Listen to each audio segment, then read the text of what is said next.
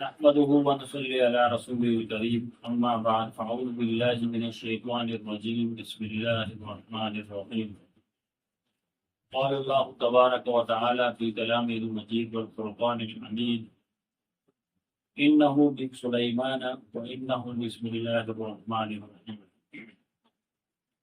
وقال النبي صلى الله عليه وسلم كل عمر ذي بال لم يبدأ بسم الله فهو عقبة صدق اللہ العظیم۔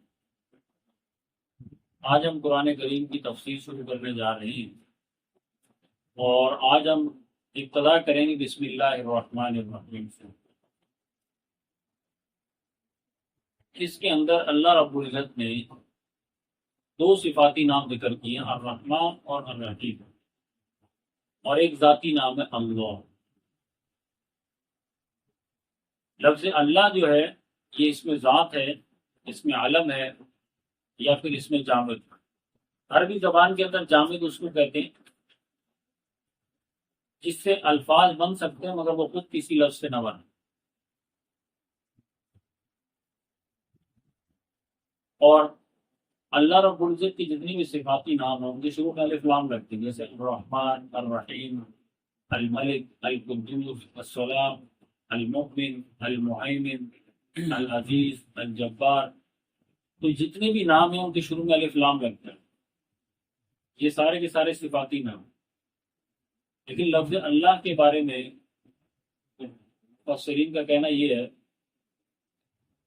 کہ یہ اصل میں الالہ تھا، الالہ، تو دونوں کو ملا کر لفظ اللہ بنا دیا۔ قرآن کریم کی جب آیت نازل ہوئی قُلِ ادعوا اللہ عبد الرحمن، تو قریش مکہ نے کہا کہ اللہ کو تو ہم جانتے ہیں کہ اللہ کو پکارو، یہ رحمان کیا ہے؟ رحمان جو ہے یہ عرب کے اندر اکثر استعمال ہوتا تھا، جیسے حضرت عبد الرحمن ابن عوف رضی اللہ تعالیٰ عنہ جو عشرہ مبشرہ میں سے، اور حضرت ابوبکر صدیق رضی اللہ تعالیٰ عنہ کے بیٹے کا نام عبد الرحمن بن ابی بکر تھا۔ تو عبد الرحمن کا لفظ استعمال ہوتا تھا لیکن معبود کے معنی میں استعمال نہیں ہوا، تو اس لیے ان کو بڑی پریشانی ہوئی کہ یہ کیسی آیت ہے جس میں کہا جا رہا ہے کہ اللہ کو پکارو یا پھر رحمان کو پکارو۔ تو نبی کریم صلی اللہ علیہ وسلم نے اس کا جواب یہ دیا کہ اللہ رب العزت کا صفاتی نام ہے الرحمن، آپ اللہ تعالیٰ کو اللہ کے نام سے پکارو یا اس کے صفاتی نام سے پکارو، ایک ہی مطلب۔ اب اس کے اندر الرحمن اور الرحیم یہ دو لفظ استعمال ہوئے، دونوں صفاتی نام ہیں۔ رحمان اور رحیم دونوں میں رحم کا مادہ ہے، رحم، اور یہ ایک خاص صفت ہے راحمین، یہ اس کے اردو اصلی بھی کہلاتے ہیں۔ اس رحم کے مادے سے اللہ رب العزت کے دو صفاتی نام بنتے ہیں، ایک رحمان اور ایک رحیم۔ مفسرین نے لکھا ہے کہ رحیم جو ہے یہ فعیل کے وزن پر ہے، فعیل عربی زبان میں فعیل کے وزن پر، جس میں ہمیشگی ہوتی ہے، دوام ہوتی ہے، مستقل مزاجی ہوتی ہے، اور وہ ایسی صفت ہے جس میں دائمی صفت کہلاتی ہے، جیسے واللہ علیم خبیر۔ اب علیم جو ہے یہ رحیم کے وزن پر ہے، تو یہاں پر رحیم جو ہے وہ کیسی صفت ہے؟ دائمی صفت جو ہمیشہ سے اللہ رب العزت کی ذات کے اندر موجود ہے۔ اور دوسری صفت الرحمن، یہ فعلان کے وزن پر ہے، فعلان، اور اس کے معنی ہے ایسی کیفیت جو طوفانی کیفیت کہلاتی ہے، جذباتی کیفیت۔ عربی لوگ جب بھوکے ہوتے ہیں تو وہ اکثر ایک لفظ استعمال کرتے ہیں کہ انا جوعان، اور جب بہت زیادہ پیاسے ہوتے ہیں تو کہتے ہیں انا عطشان۔ جوعان کا مطلب بہت زیادہ بھوک لگی، بہت زیادہ بھوک لگی، اور عطشان کا مطلب بہت زیادہ پیاسا۔ تو اسی کے وزن پر قرآن کریم میں ایک لفظ استعمال ہوا ہے غضبان، موسیٰ علیہ السلام کے بارے میں استعمال ہوا۔ جب موسیٰ علیہ السلام کوئی دور سے واپس آئے اور انہوں نے دیکھا کہ ان کی ساری قوم جو ہے وہ بچڑے کی پوجا کرنے لگی تھی، تو قرآن کریم میں لفظ استعمال ہوا غضبان آصف، بہت زیادہ غصے میں آئے، بہت زیادہ غصہ آیا ان کو، اور افسوس بھی کرنے لگے کہ یہ کون سی قوم ہے جس کو میں نے دعائیں مانگ مانگ کر ان کے اوپر سے عذاب ختم کروائے، فرعون سے ان کی جان چھڑوائی، اور آج یہ بچڑے کی پوجا میں لگتے ہیں۔ تو غضبان یہ رحمان کے وزن پر ہے، اور یہ کیسی کیفیت ہے؟ طوفانی کیفیت، جذباتی کیفیت۔ اور علماء نے یہ بھی لکھا ہے کہ الرحمن جو ہے یہ دنیاوی اعتبار سے یہ صفت دنیا کے اندر ہے، یعنی اللہ رب العزت رحم کرنے والا ہے دنیا کے تمام مخلوقات پر، تمام انسانوں پر، تمام جنات پر، تمام وہ انسان چاہے وہ دیندار ہیں یا بے دین، چاہے وہ مسلمان ہے یا غیر مسلم، تو یہ صفت تمام انسانوں کے لیے۔ جبکہ رحیم کی جو صفت ہے یہ خاص اللہ رب العزت نے ایمان والوں کے لیے رکھی ہے، اور یہ آخرت ہے۔ تو اس صفت سے یہ صرف مومنین کو فائدہ ہوگا آخرت کے لیے۔ لہذا الرحمن کے صفت کا تعلق جو ہے وہ دنیاوی اعتبار سے ہو گیا، اور رحیم صفت کا تعلق ہو گیا اخروی اعتبار سے۔ ایک مشہور حدیث ہے کہ اللہ رب العزت فرما رہے ہیں کنت کنزا مخفیا فاردت ان اعرف فخلقت الخلق، کہ اللہ رب العزت فرماتے ہیں کہ میں ایک چھپا ہوا خزانہ تھا، فاردت ان اعرف، میں نے ارادہ کیا کہ مجھے متعارف ہونا چاہیے، لوگ مجھے پہچانیں، لوگ مجھے جانیں، تو فخلقت الخلق کا میں نے پھر تخلیق کر دیا تمام مخلوقات، یعنی اپنے آپ کو جتلانے کے لیے، اپنے آپ کو بتانے کے لیے کہ میں رب ہوں۔ حالانکہ بعض محدثین نے، مفسرین نے اس سے اختلاف بھی کیا ہے، اور اس روایت کی جو سند ہے اس کو ضعیف کہا ہے، لیکن متن کے اعتبار سے، یعنی الفاظ کے اعتبار سے اور اس کے معنی مفہوم کے اعتبار سے یہ حدیث بالکل صحیح ہے، اس پر بھی اتفاق ہے تمام مفسرین۔ اب اس کے اندر خصوصی تخلیق ہے انسان جو اللہ رب العزت کو غیب میں پہچانتا ہے، جیسا کہ سورہ بقرہ کے شروع میں ابتدا میں بھی اللہ رب العزت نے فرمایا الف لام میم ذالک الکتاب لا ریب فیہ ھدی للمتقین الذین یؤمنون بالغیب، یعنی اللہ رب العزت فرما رہے ہیں کہ وہ ایماندار لوگ، وہ ایمان والے لوگ جو غیب پر ایمان لاتے ہیں۔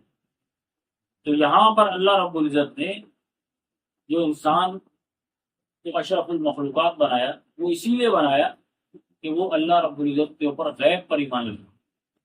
فرشتے تو ہر وقت اللہ رب العزت کو دیکھتے ہیں، عرش پر موجود ہیں، اور ہم کلام بھی ہوتے ہیں، بات چیت بھی ہوتی رہتی ہے، کوئی سجدے میں ہے، کوئی رکوع میں ہے، کوئی کسی عبادت میں مصروف ہے، کوئی ذکر و اذکار میں مصروف ہے، لیکن انسان جو ہے وہ اللہ رب العزت کو نہیں دیکھتا۔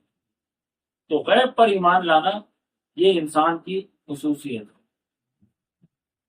قرآن کریم کی ایک آیت جو ابھی میں نے حدیث قدسی پڑھی کہ کنت کنزا مخفیا، قرآن کریم کی ایک آیت وہ اس کی تھوڑی سی تفصیل بیان کرتی ہے، جس میں اللہ رب العزت فرما رہے ہیں ان فی خلق السماوات والارض، کہ ہم نے زمین اور آسمان اور اس کے درمیان میں جو بھی چیزیں ہیں، تمام کے تمام خلائق کو ہم نے پیدا کیا، اور پیدا کرنے کا مقصد کیا تھا؟ تاکہ ساری کی ساری مخلوقات مجھے پہچان لیں۔ واختلاف اللیل والنہار، یہ سارے کے سارے دن اور رات کا تبدیل ہونا، یہ سب اللہ رب العزت نے اس لیے کیا تاکہ اس کو، اس کی ذات کو لوگ پہچان سکیں کہ یہ صرف اللہ رب العزت کرنے ہیں۔ اور ایک اور آیت ہے جس میں اللہ رب العزت فرماتے ہیں لو کان فیہما آلہۃ الا اللہ لفسدتا، اگر اللہ کے علاوہ کائنات میں کوئی اور بھی رب ہوتا، کوئی اور بھی خدا ہوتا، تو یہ ساری کی ساری کائنات کا نظام درم برم ہے۔ تو کائنات کو اللہ رب العزت نے کیوں پیدا کیا؟ یہ سوال تو یہ ہے۔ اور دوسرا سوال کیا ہے کہ کائنات کو اللہ تعالیٰ نے کس لیے پیدا کیا؟ اب اگر اس کا جواب دیا جائے کہ کس لیے پیدا کیا، تو اس کا جواب قرآن کریم میں موجود ہے۔ اللہ رب العزت خود سورہ رحمان میں فرما رہے وما خلقت الجن والانس الا لیعبدون، کہ ہم نے انسان اور جنات کو سوائے اپنی عبادت کے اور کسی کام کے لیے پیدا نہیں کیا، خود قرآن میں فرما ہے۔ لیکن اگر یہ سوال کیا جائے کہ اللہ رب العزت نے کائنات کو کیوں پیدا کیا، کس لیے نہیں، کیوں پیدا کیا، تو اس کا جواب تو صرف یہی ہے کہ اللہ رب العزت اپنے آپ کو متعارف کرانا چاہتے، تاکہ لوگ مجھے پہچانے کہ میں ان کا رب ہوں، مخلوقات مجھے پہچان لے کہ میں ان کا رب ہوں۔ محدثین نے لکھا ہے، مفسرین نے بھی لکھا ہے اس بات کو کہ بسم اللہ الرحمن الرحیم یہ ہر سورت کے شروع میں موجود ہے، سوائے سورہ توبہ میں۔ سورہ برات کے شروع میں، سورہ توبہ کے شروع میں نہیں ہے، اس کے علاوہ ہر سورت کا وہ حصہ ہے۔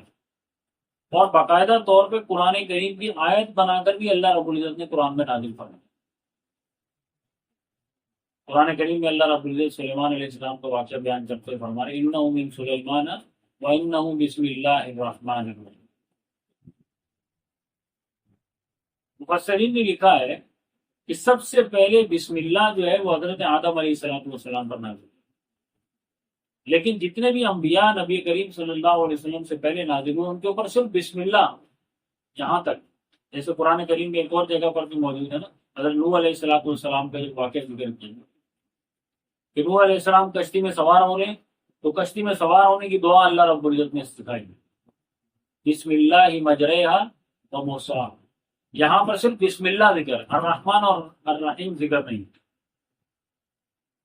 تو بعض مفسرین نے یہ بات لکھی ہے کہ الرحمن اور الرحیم یہ دو صفات اللہ رب العزت نے صرف اس امت کے لیے خاص کی، اس سے پہلے جتنے بھی انبیاء آئے تھے ان کو یہ دو صفات نہیں ملی تھی بسم اللہ کے ساتھ، ان کو صرف بسم اللہ ملی تھی۔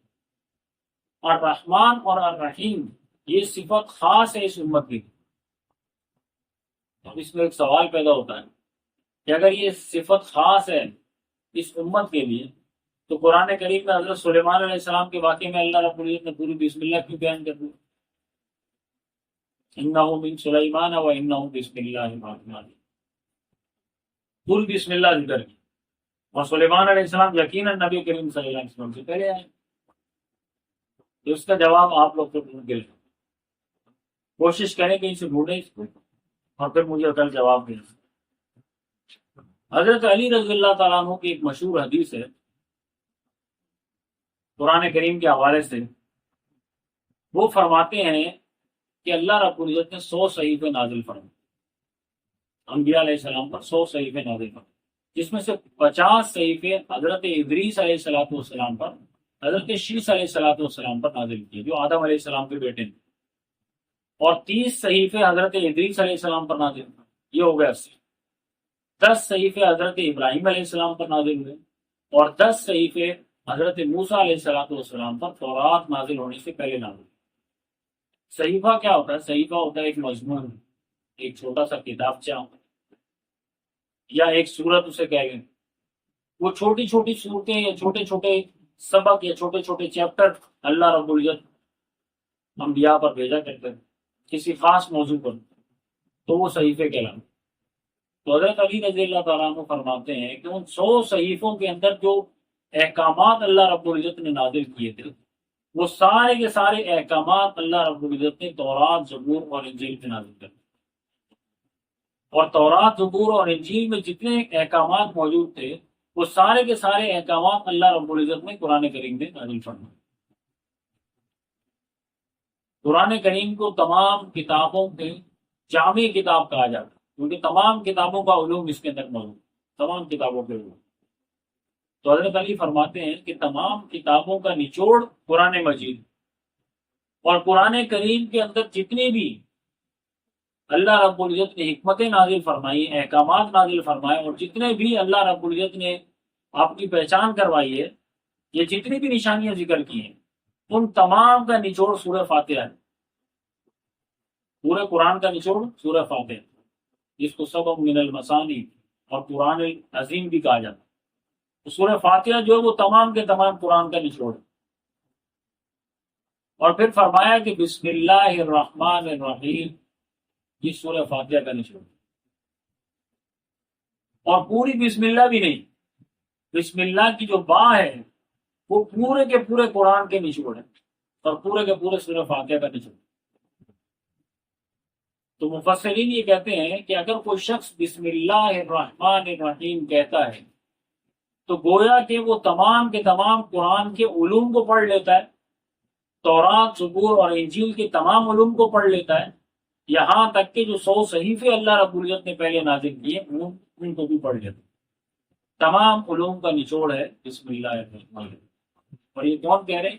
حضرت علی رضی اللہ تعالیٰ عنہ، جن کے بارے میں نبی کریم صلی اللہ علیہ وسلم فرماتے کہ انا مدینۃ العلم وعلی باب، کہ میں علم کا شہر ہوں اور علی اس کا دروازہ۔